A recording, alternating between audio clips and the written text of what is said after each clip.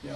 Maar die getuienis wat ons vandag deel, soos julle kan hoor, is 'n getuienis van liefde en hoe oupa vir ek is so gewoond om vir pa oupa te noem. Hulle weet as gevolg Ja. van die kinders, as die kinders kom dan noem ek oupa. Ja. En ja, dit is 'n wonderlike verhaal om te hoor van 'n 87-jarige man wat deur so wonderwerk die Here ontmoet het en hoe die Here hom kon, sonder dat hy geleer het by sy ma en pa van die Bybel, het hy eers God ontmoet. En het God hom eers gevat, Ja. sy gees getrek, hom aangeraak en as 'n 6 of 8 maande oue baba het pa God se stem gehoor. Ja. En dat 'n baba wat nie kan verstaan nie, daai woorde kan onthou, dit is net God se gees. Ja, Dis absoluut net God se gees. En wat ek wou weet is dat toe nou later aan pa se pa was obviously definitief baie verlig en dankbaar en jou pa se ouers baie dankbaar. Hoe het pa se pa dan gesien as voorbeeld in die huis met God se woord, het hy toe later aan vir pa geleer uit die Bybel uit van God se woord. Omdat, ek sê, beide vaders was altyd Christene.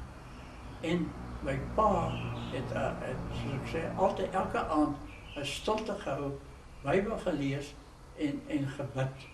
En ons moes 'n stuk wat hy gelees het, moes ons onthou wat hy gelees het. So het ons altyd diep geluister en diep belang gestel aan wat hy lees. En so het ek naderhand toe ek alleen was. Ek was nog alleen gewees daai.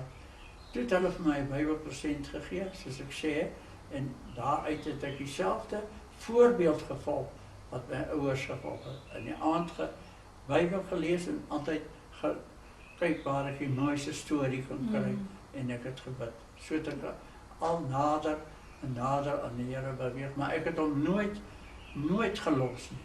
Ek het altyd aan hom vashou en ek het altyd geglo. Hy is my verlosser en hy is my Vader en hy sal my dra tot hy my kom haal. Dis wonderlik. Daar's pragtige stories, kattekwaad stories wat pa met die kinders deel en pa is besig om pa se boek klaar te skryf. Ja. In hierdie 3 maande wat pa nou gesond is en pa hier by my bly, is pa besig om pa se lewensverhaal te skryf en pa vorder baie goed. Dis wonderlik. Hier is 'n man wat op 87 jarige ouderdom sy lewensverhaal weet vaspen in 'n boek en daarin is daai baie oulike stories wat hy baie deel met my seun.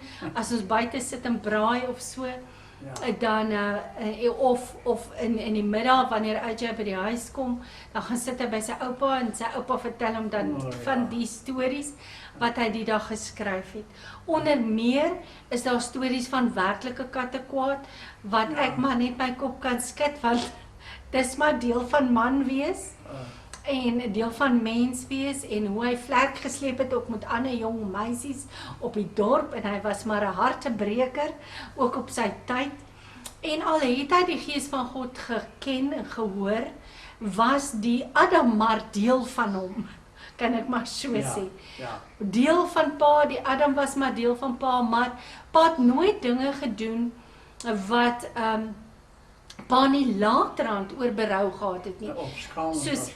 Soos wat pa sê, pa het dinge verkeerd gedoen op die tyd, maar laterand het die Heilige Gees pa aangekla en het pa skuldig daaroor gevoel.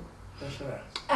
Al was dit dat pa se jonger broer, oom Johan of wie ook al, vir pa miskien gesplit het op iets of weet wat pa gedoen het, maar dit was die Heilige Gees soos pa sê, dan voel pa skuldig en dan weet pa, dis God se Gees wat vir pa sê, jy het verkeerd gedoen. En dan moet pa bely, en dan moet pa bid en sê, vergewe my vir wat ek vandag gedoen het.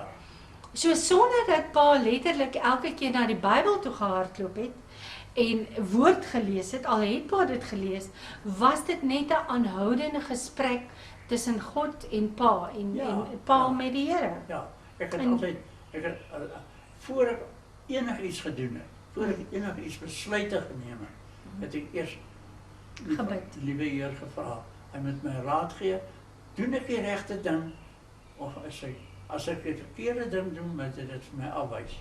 So het ek gedoen tot nou toe nog.